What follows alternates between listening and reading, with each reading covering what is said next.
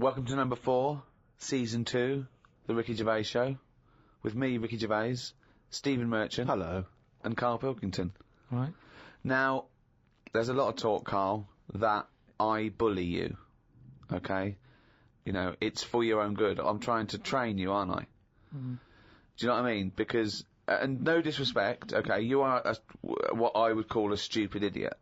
Well, can I just ask, because there's been an awful lot of emails that have said, will you and Steve please stop calling Carl stupid? Now, right. They say, he doesn't justify calling him stupid. Now, I don't know what part of injecting a 76-year-old woman in the head so that she lives her life backwards couldn't be considered stupid. Okay, then listen, right, I've found some things that I think will interest you, and I want your first thoughts on these, okay? Now, these are facts that I've sourced, okay? What's the actual topic? Well, you love animals, don't you? You're interested in animal Some facts. of them.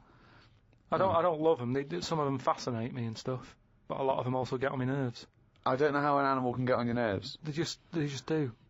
Sometimes you sort of just think, what are they doing here? What are they offering anyone? Right. See, I'm worried that these facts will annoy you now, but they're meant to fascinate you, and... Okay. No, I think anything's good as long as it gets you thinking. It doesn't matter what opinion you have of something. Yeah. But as long as it gets a reaction. Okay, then, here you go. There's a frog, Carl. Just a little frog, a poison arrow frog, that contains enough poison to kill over 1,000 human beings. Why is it that annoyed? It's not annoyed. Well, why is it going about killing 1,000 people? No, it has the potential to. It has enough poison, it has enough toxin in it that could kill 1,000 human beings. But does it need that? Whereabouts is this? Where's it living? In the rainforest, I think. And does it need that sort of power? Is it in that much? Is it getting threatened a lot? Is what I mean. Well, no, because it's saying, "Don't come near me," and it shows it with its colours. It's got the colours that say it doesn't want to be eaten. It doesn't want people to chew a bit, right, and go, "Oh, I'm an idiot." It's saying, "Look at my colours. Don't eat me. You don't want to come near me." But then why give it bright colours? Because now it's standing out. Yeah, and it's going, "Don't eat me." Yeah, but make it a colour that fits in, like camouflage. Why make it orange? Of course it's going to stand out, and then they'll attack it, and then it'll turn around and bite them and kill 1,000 men or whatever. No, it doesn't bite. It's the fact that if you were to eat it, you would die. Yeah, but who's going to eat it? Well, things that eat frogs. The French. And they go, "Sacre bleu!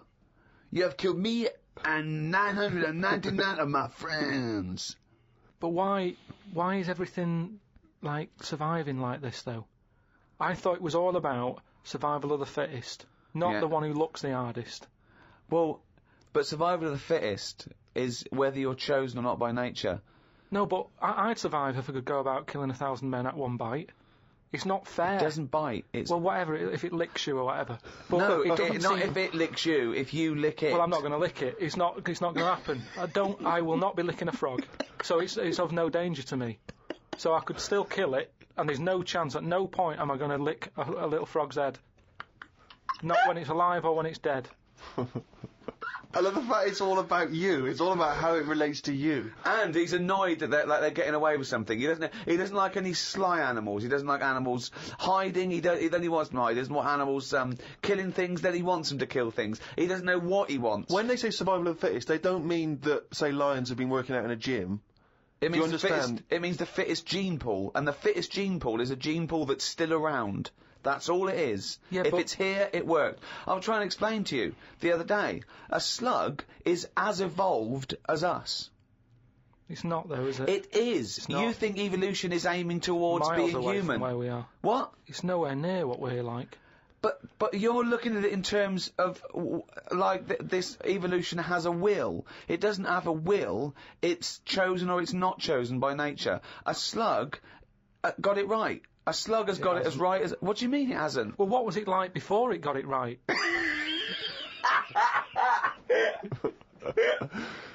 But I think you think, Carl, that evolution is moving towards some kind of super being. Perhaps we're like the most advanced so far, but that one day we'll also have wings I agree with and that. Superman type powers. No, but something can happen in nature. There could be something like there could be less light, there could be more light, there could be meteor storms. There could be something that happen in nature, right? An external force, which means the paradigm goes back to naught. So then something that very unlikely would be the last thing to survive. We don't know what's going to happen. I still don't think you've got the concept.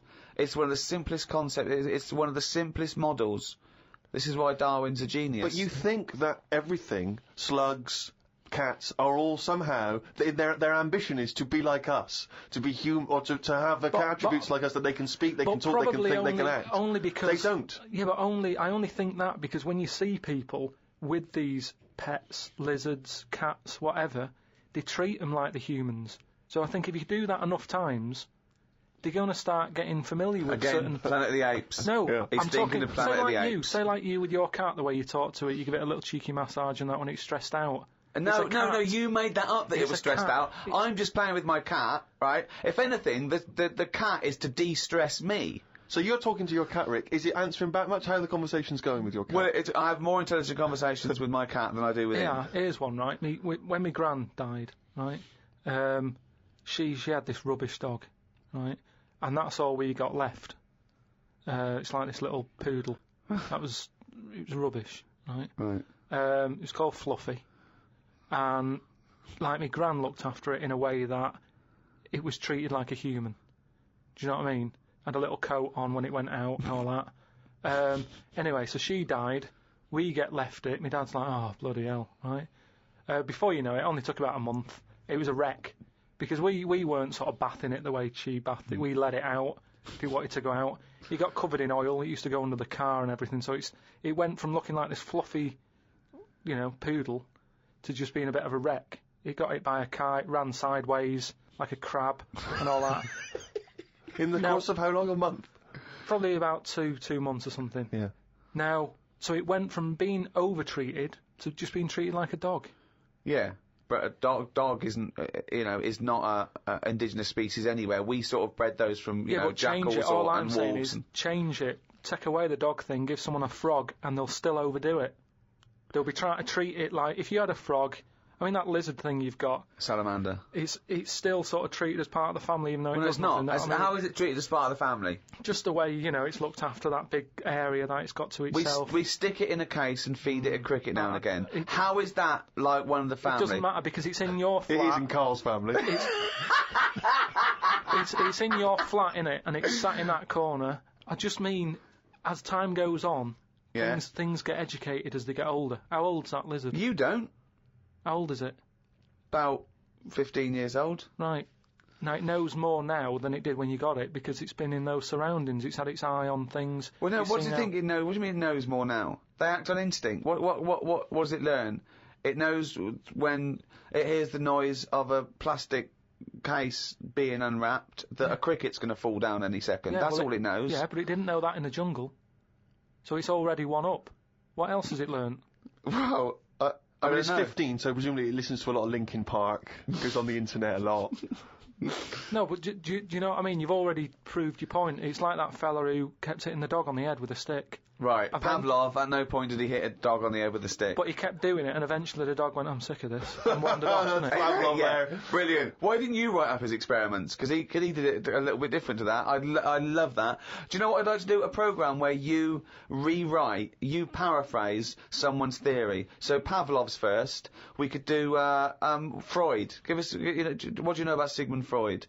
The father of psychoanalysis. Right, come on in. I don't know anything on him. Well, look him up. Educating Carl. That's your next week, right? Let's do another podcast next week. Then they get an extra one free, the people who paid for it, right? We're going to hear about Sigmund Freud, okay? Here's an interesting fact. If the frog annoyed you, this might annoy you. A blind chameleon will still change colour to match its surroundings. You're aware that the chameleon can... Yeah, whatever it sits on. Yeah. But then what happens when you put one of them on a mirror? No, does it get stressed out, or what? What's it copying? Well, it probably doesn't need to copy anything because it looks at itself and it goes, oh, looks like that. It's brilliant. God, that was fast. That's the fastest I've ever done that. That is brilliant. So they can go any colour. There's nothing. You can put them on anything, and they'll go to the thing. I don't want you to have a chameleon because you'd just be trying to see what it could and couldn't Try and do. catch it out. I know, yeah. Pop it on some tartan. But again, say like the frog thing, right? Pop it on the telly. Yeah. Couldn't do it fast enough. Why does the chameleon need that skill of copying a colour? Because at the end of the day, that lizard, chameleon, whatever, that's mainly sticking in the woods, isn't it? By trees, by grass. Right. Why can't it just stay green? That's all it needs. Those colour changes are only for camouflage, aren't they? I don't know. Some of them are for attraction, some of them to show moods, anger. No, but I just think we're encouraging them. You see, maybe this is evolution or whatever, but at the end of the day, because they can change colour, they're wandering out of their area. They can be wandering about, through a car park and everything, just because they'll go, well, I don't want to get seen, change the colour of concrete. Whereas... Or into the colour of a Fiat Punto. But they should just stay green. Stay green, right? Stay in the woods and stay safe. I love this public information for chameleons. Words of advice for chameleons. Oh, God. Stay green, stay in the woods, stay safe, good night. Oh, God. Why are there blind chameleons around? I'm assuming that the blindness has no impact on the colour change, presumably is an automatic. It must process. be. But then that's not going to wander about much anyway, is it? If it's blind, it'll probably stay where it is. So it doesn't need to keep changing. If you know what I mean. I don't know what you mean now. I never do, though. Right. The only time a turkey whistles is when it panics. Christmas time, then. Yeah. What do you think of that, Carl? It goes from one extreme to another, doesn't it? You've got a frog who's going mental, It's not going mental. killing thousands of people. No, that's not. That's got that sort of power. Then you've got a turkey who's whistling for help. You think that you should redress the balance a little bit? You want to give... What would you do? Give the frog the ability to kill 500 and the turkey 500? I don't think it should be killing... I reckon 10. 10, because... You've made your point with 10, haven't you? Do you think that he's got 1,000 in his lifetime, like he's got 1,000 to kill? I don't think you understand. I just He think... doesn't really kill 1,000 people. That stat is about that if you were to boil up a frog, decanter the poison, there would be enough poison to split between 1,000 people and kill them. It doesn't mean someone goes, frog, you have the power to kill 1,000 people in your lifetime. Choose them wisely. But I just think if it needs that sort of power... It should be fighting evil. Well, it's not... it's knocking about the wrong area, isn't it? If it's under that much danger, move. As ever, thanks very much indeed for all of your emails. podcast@rickygervais.com. It's lovely to hear your feedback. Many of them obviously responding to the inanity that Carl has spouted over the various shows. And a lot of people just want your opinion on things. They just throw things at you. They just want to know what you make of them. Right. For instance, are you familiar with multiple dimensions? The idea of multiple dimensions. Go on. Well, there are theories which state that we are just in one of an infinite number of dimensions. And in all of those other dimensions, every possible variation that you could imagine exists. So there is a Carl in one of those other dimensions that's both man and woman. There is a Carl that's got hair. There is a Carl that's got a penis growing out of his face. There is every conceivable Carl. And this is a scientific theory, not science fiction. It's a scientific theory. Is it a planet? No, it's a multiple dimension. It's another dimension that exists in parallel with the dimension we are living in now. So we're living in our dimension, and right next to us, intangible, unable to communicate with it or touch it or interact with it, So there I'm are still multiple doing dimensions. what I'm doing now, but I'd be sat here with a knob on my head.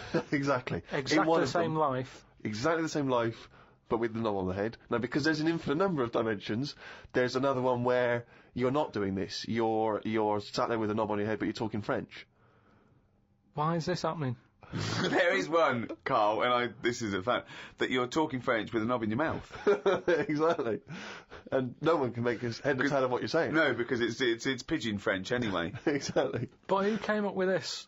Well, it's because there are phenomenons that happen at the subatomic level that people are explaining as being that, for instance, atoms or very, very small molecules are disappearing and reappearing. And people are saying... The fact that we try to dissect this theory, and you said very, very small molecules. Well, yeah, okay. Atoms, neutrons... And is there anything that we look at on this planet that we go, that's weird, but it would fit in normal in another dimension? It's just so happened. I think no, but say like the Elephant Man. Yeah. Was he all right, but he was just in the wrong dimension? I love this. Well, it's an interesting thought. I mean, of course, there is one dimension that where you are the ruler of the world, and everyone thinks you are a genius. Yeah. I'd hate that though. I just don't understand why we're worrying about this, though. No, nor do I. Well, we're not worrying about it. Well, they are, because scientists and that sat in a room somewhere going, what's going on? What's happening in the other dimension? But we can't get to it, can we? So that's why I don't worry about it. I agree with Carl. It's largely pointless. It's academic. It's like when a person does philosophy, and the first lecture he ever goes to, he comes out and he goes in the student union, he goes up to someone who's doing English or science and goes, "Oh, you right, mate, that table's not there." They go, "What?" They go, "The table's not there." He goes, "What? How do you notice?" They go, "What? What are you talking about? The table's not there." He goes, "Isn't it there? Can you feel that? Is it there or not?" And his beret falls off. Yeah. It doesn't. It's not a big chat up line as well when you've got a little bit of philosophy and you try to spout off, because of course I told you before, haven't I, when I was doing a school play and there was a girl and I was trying to crack onto her, but I was going through my sort of, fifth form phase of sort of reading Catcher in the Rye and all the rest of it, rebelling against the system, and I thought, well, she's gonna find me appealing if she realises how smart I am. So Can I just ask you one thing? Yeah. Is this before or after the phase when you thought a bow tie would sort you out? This was before the bow tie phase. Yeah. There was a phase, I should say, for new listeners, where I, for about 6 months, wore a bow tie because I thought it made me look sort of like I was from a Jeeves and Wooster book. And I thought that was very urbane and sophisticated. But, we're doing the school play, and there was one point where everyone was hanging out in one of the rooms, music rooms, getting changed, joking, laughing, cracking onto each other, right? I was sat in the room next door, empty room, on my own, right, reading Zen and the Art of Motorcycle Maintenance, the sort of kind of, populist philosophy book from the 70s, just sat reading that, in the hope that she would walk in the room, see me, think, my God, he's obviously wise, and presumably, get off with me. Must have sat there for about an hour and a half before anyone came in. And she came in eventually, and I thought, ding dong, this is it. She came in and said, "Have you seen Martin Wells?" I said, "I think he might be next door." She disappeared again. I gave her another 15 minutes on the hope that she'd come back. She didn't. Went in the next room. She was getting off with Martin Wells. Oh no! Because he'd been dancing around with no trousers on. So, all I'll say is, there's a valuable lesson learned. I think this was the same girl. I was at a party once, and I was with this girl, I was trying to impress her, and someone lit some joss sticks. Just gonna give it a kind of hippie vibe, right? And I didn't know what joss sticks were. I thought they were some kind of drug, like cannabis. So these joss sticks are like, and I started going, because I thought we were all supposed to be getting high on these joss sticks. I started going, whoa, oh man, these joss sticks they're really doing me in, man. And everyone said, "What do you mean?" I went, "Oh, they're good stuff. This is good shit." And they said, "What do you mean, joss sticks? They're not drugs. They're just an incense." And I went, "Yeah, I know. I'm just saying they smell great." Is what I'm saying. Meanwhile, Martin Wells on the table, trousers down, everyone just throwing in money. Yeah, exactly. Oh. I don't know if it was. There was another party where I don't think it was the same girl, but there's inevitably a girl there that I'm trying to, impress. And I went up. It was a house party in someone's house. I didn't know anyone there really. I was only Steve, you come without trousers. Well, it worked for bloody Martin Wells. And I went up to the toilet, and I had to do number twos. Brilliant. And I did them. There was no toilet paper. Oh, God. At the party. And I was like, and I was scrabbling around in this bathroom thinking, what can I use? There was nothing. And I was thinking, oh God, what can I do? And, as I recall, in the end, I couldn't make anyone hear. I didn't want to sort of go out into the hall and stuff. So I had to shout out the window into the garden where everyone was. No! Yeah. And someone had to come and bring me some. And, once again, it didn't... Well, I wish I'd fucking had Zen in the Ironmonger techniques, then I could have ripped some fucking pages out and wiped my arse. Oh, Jim fancies that. He's gone and written it down again. That's the ever-changing jingle for Carl's diary, excerpts of which we like to read each week. Suzanne said today can be my day because she has been a bit of a pain with her illness and that. So she said I can do what I want today. We went for a walk around Green Park. Loads of tourists were about looking at the Queen's house. She was in because the flag was up. I wouldn't want to live there. Why wouldn't you want to live there? Just because it's right in the centre of town? It's just not in a good place, is it? It's got a roundabout outside and that. Really busy. It's pretty good. I went for a pee in the toilets. When I came out, a pigeon had shat on Suzanne's coat. She was in a bit of a mood about it. A bird shat on my ear once. I left it for about 10 to 15 minutes until I got home. I washed it off, and in that 10 to 15 minutes, it had corroded me ear. Yeah, he's had a lot of problem with ears.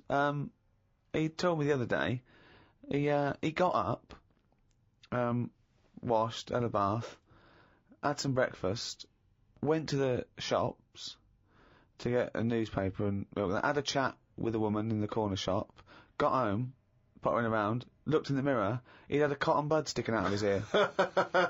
He went, what annoyed me was she didn't say anything. Like it's her responsibility. Yeah. No, but she knows me well enough to sort of, you know, go, you know you got a cotton bud in your ear. No, she knows you well enough to go, Carl's got a cotton bud in his ear. I've seen worse. When you've got a cotton bud in your ear, what interrupted I think Suzanne called or my dad called or something, and then because I was running a little bit late because I'd been talking to them, the earbud was in, I just popped my coat on and went to the shop. Carl, you got a toothbrush in your mouth. Oh. Walked through Covent Garden. There were 5 of them mimes knocking about. I don't understand why people take pictures of mimes. Everyone looks like a mime in a picture. That's so true. That's really true. If the point is they're staying still, if that's their skill, a picture won't tell that story. That's absolutely true. My dad took the cat to be put down today because it kept bumping into things since losing its sight. My mum said she's not going to get another one. She said the parrot is looking worried as it's seen the budgie and the cat go in the space of 3 months. Your mum said the parrot's looking worried. What happened to the cat then? It gets into a lot of fights. It lost one eye, and then it got into another fight and lost another. Oh, and it was just walking around bumping into stuff. The vet sort of said, oh, we can do stuff to keep it alive and all that, but it's a bit out of order, isn't it? Because it costs a fortune, they shouldn't tell you. But Mum and Dad can't afford to have eyes put on it and stuff. No, you can't have eyes put on a cat anyway. No, but they said, oh, we can do something here. We can have its eyes sorted out. But I don't think you should be allowed cats. Why? Not the Pilkington family. Why not? Well, they have good dying. lives. Yeah, I know, but they have good lives whilst they're still knocking about. It's just that we get through them. It's a good job you're not going to have kids. Oh, God almighty. I can't believe it. The cat that kept throwing up. So his mum shaved it. Unbelievable. Dry wipe cat. A mate sent me a story on email about a bloke in China who has this weird illness that means he can't have his picture taken. That's not the weird bit. If he tries, his body doesn't appear in the photo. Don't talk shit. He has had group pictures taken and everyone appeared apart from him. Don't talk shit. The That's story bollocks. had a picture next to it of a family photo and it said he was stood at the back, but you couldn't see him. Right, he wasn't in the picture. He was in the picture. No, he wasn't in the picture. We've done loads of tests and stuff. No, I haven't done loads of tests. This is bollocks. There's no way this is scientifically possible. What's his wanted? Yeah, now he's wanted. Just a white bit of paper up on the police wall. Have you seen this man? What man? If you see him, tell us. You're talking shit. Suzanne watched the film You've Got Mail tonight for about the 14th time. I don't think you could properly fancy someone without seeing them, unless you're blind. I think it's odd when blind people have affairs. Why is that odd? Just because most stuff is based on looks, isn't it? So you think once they've found someone, they're happy with them, stick with them. But no, it's not true. I mean, most things are based on looks. What I mean is when you first like meet someone and that. Well, initially it's only looks because you don't know them. So that's what I'm saying. But that's a ridiculous thing to say, isn't it? Well, no, it's just what I think. I'm not saying that's like fact or anything. I'm just thinking if you're blind, why mess about? You're still basing on it if it's only looks that people find. What? Yeah, I'm just saying. So why is a blind person messing about having an affair? Because I'm saying that presumably that blind person isn't basing anything on looks. I just, alright, I mean, maybe that's not, I mean more like... Do you want me to cross it out? Shall I cross it out? Because it's just the same way, I think I put how, you know, people, I read something in a Sunday paper once with some bloke who was going out with some woman, he ended up going out with a sister who was a twin. If you're going to have a change, have a change.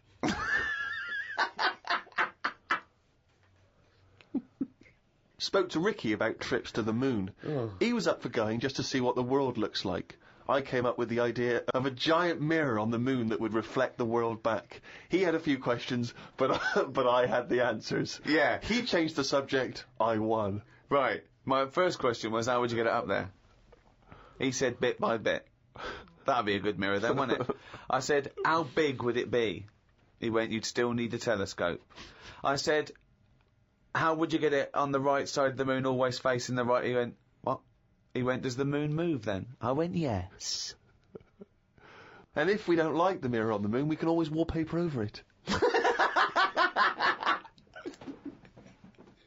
It's Suzanne's birthday tomorrow, so I've got to get her something.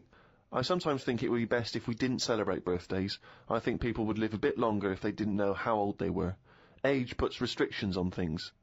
She said something about wanting one of them posh badges to put on her coat. I will look for one later. I love the fact that around the time that you've got to buy Suzanne her birthday present, you think that birthday presents are a bad idea. Got up early, it's Suzanne's birthday, gave her the card and present. She was well happy with her posh badge. She wore it to work. It's quite nice to hear a moment where she was actually happy for once in your company. They always say when you get someone a present, you should buy them something they wouldn't buy themselves. Daft rule. I want something I would buy myself if I had the money. When I was young, me Auntie Nora got me a present I wouldn't buy myself. It was a T-shirt with her face on.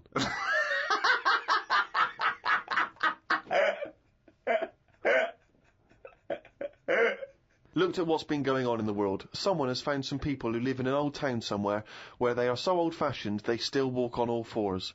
There is a picture of them and they use shoes on their hands. That's not old-fashioned. Why is that old-fashioned? That's some kind of regressive evolution. Yeah, really old-fashioned. Yeah. It's not true, is it? It is true. It's somewhere in, Well, I believe they have found a group of people that are living and walking around on all fours, but I don't believe they're wearing shoes on their hands. And I don't believe they haven't evolved to standing up. No, they just haven't seen other people walking on 2 feet. Don't talk shit all your life. That's all it's about, though, isn't it? You copy. When you're a baby, if you were stuck in a room, you'd wander about on all fours, because that's the way, that's an easy way of getting about. So you only walk on 2 feet because you see everyone else doing it. Well, I don't believe that is the case, because as I understand it, some of the family are walking on 2 feet. So I don't know what the ins and outs of it are. I know there's a forthcoming documentary on the BBC, so maybe we should watch that and then we'll all know what's going on. Right. Instead of just leaping to conclusions because you read half of it on the internet and then skipped on to something all else. I'm saying is, though, you would wear shoes on your hands if you're roaming about like that. So you just confessed there that you leapt from fact to fiction, did you, in the space of one diary entry? It's just that I saw a little picture. And you assumed that they'd be wearing shoes on their feet? If they've got shoes on their feet, they might as well have them on their hands, because their hands are doing the same as the feet. If you're not going to wear them on your hands, don't put them on your feet then. I'm beginning to think some monkey news was bollocks. Treated Suzanne to her tea, went and got her a curry from the shop opposite. While I waited for the food, I read a story in the Metro newspaper about an alien gang that kept appearing in someone's garden. Christ. The bloke moved, but when he used to pass the house at night, he would still see the aliens knocking about, hiding underneath his old shed. There was other alien stuff, but I had to go as the food was ready. Brilliant. Yeah, it's a bit annoying, that. Yeah, load of bollocks again. Well, good. More drivel from Carl's diary next week. Right, Rockbusters, quick. Right then, so last week gave you some initials, again, of artist or a band. Quick. Cryptic clue and that. Yeah. The first one I gave you, the initials were ND. Yeah. That that Jamaican fella, he doesn't want anything, right? So you got to think about the accent there. Yeah. He doesn't want anything, so he's not sort of demanding anything. Okay. No sort of demand, nil demand.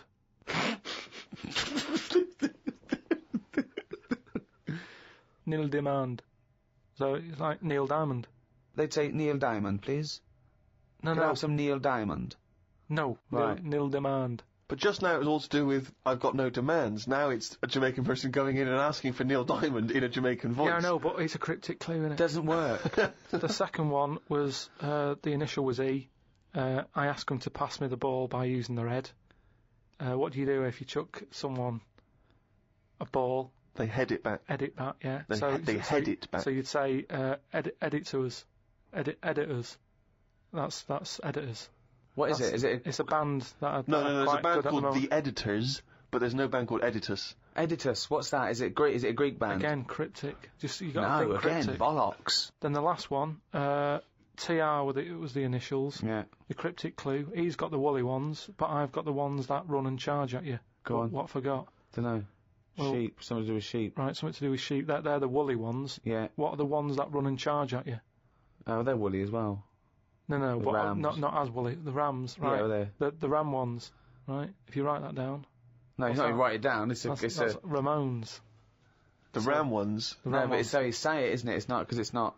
No, it sort of changes about a bit, just cryptic. But your understanding of the Cryptic. word cryptic is Yeah. it can be anything. What am I thinking? Cryptic... Cryptic clues in a crossword have a logic to them. That's why people are able to answer them. Well done to Neil Fennon, who's in Canada. Well, I He's don't know got what all that them says about Bollocks, this. Right, do the next week's one. Right then. Just get it over with. We've got to stop this. Monkey News is coming back. No, it's not coming back. There's nothing going on. We're not doing it. Right, SC are the initials of the artist of the band. Go on. SC. The cryptic clue. Just stop saying cryptic, because it's not. The clue is, I went into the restaurant on Monday, Tuesday, Wednesday, Thursday and Friday, and the fella making the food was there each time. Right?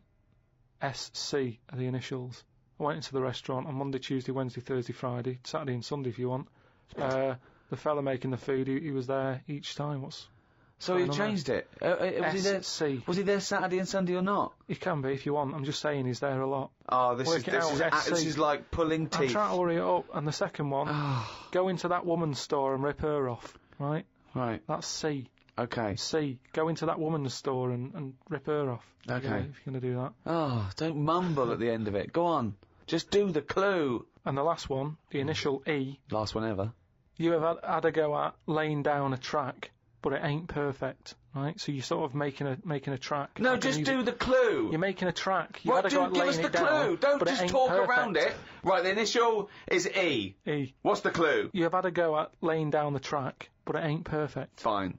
A music track. Yeah. Well, no, but no. You can't. No, these people can't ask questions. Well, I can. Oh, God. So send them in. podcast@rickygervais.com. Right, that's the end of another Ricky Gervais show. Oh, thank God for that. Another one next week. We've got to give value for money, because Oh. this is shit. So we've got to... What we do is, because this is such dreadful bollocks, we're giving more of it. Yes, that's lucky Teacher. them. Yeah. So it's cheerio from me, Ricky Gervais, Stephen Merchant, Bye. and Carl Pilkington. Right.